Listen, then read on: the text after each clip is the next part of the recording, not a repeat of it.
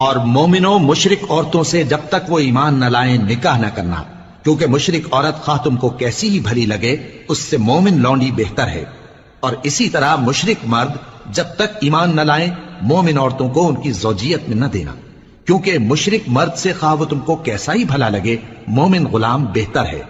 یہ مشرک لوگوں کو دوزخ کی طرف بلاتی ہیں، اور اللہ اپنی مہربانی سے بہشت اور بخشش کی طرف بلاتا ہے، اور اپنے حکم لوگوں سے کھول کھول کر بیان کرتا ہے تاکہ نصیحت حاصل کریں۔ اور تم سے حیض کے بارے میں دریافت کرتے ہیں، کہہ دو وہ تو نجاست ہے، سو ایام حیض میں عورتوں سے کنارہ کش رہو، اور جب تک وہ پاک نہ ہو جائیں ان سے مقاربت نہ کرو۔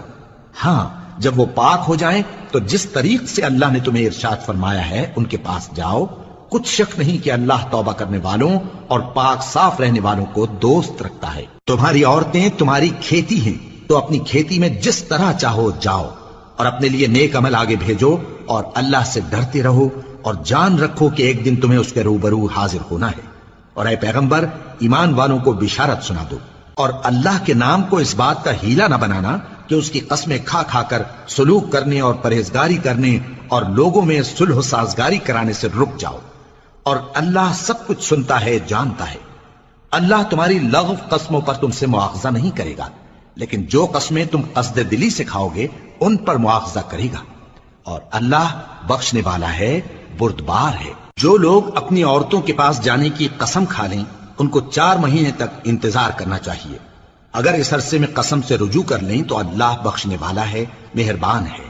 اور اگر طلاق کا ارادہ کر لیں تو بھی اللہ سنتا ہے جانتا ہے۔ اور طلاق والی عورتیں 3 حیض تک اپنے تئیں روکے رہیں، اور اگر وہ اللہ اور روز قیامت پر ایمان رکھتی ہیں تو ان کو جائز نہیں کہ اللہ نے جو کچھ ان کے شکم میں پیدا کیا ہے اس کو چھپائیں، اور ان کے خاوند اگر پھر موافقت چاہیں تو اس مدت میں وہ ان کو اپنی زوجیت میں لے لینے کے زیادہ حقدار ہیں۔ اور عورتوں کا حق مردوں پر ویسا ہی ہے جیسے دستور کے مطابق مردوں کا حق عورتوں پر ہے، البتہ مردوں کو عورتوں پر 1 درجہ فضیلت ہے، اور اللہ غالب ہے صاحب حکمت ہے۔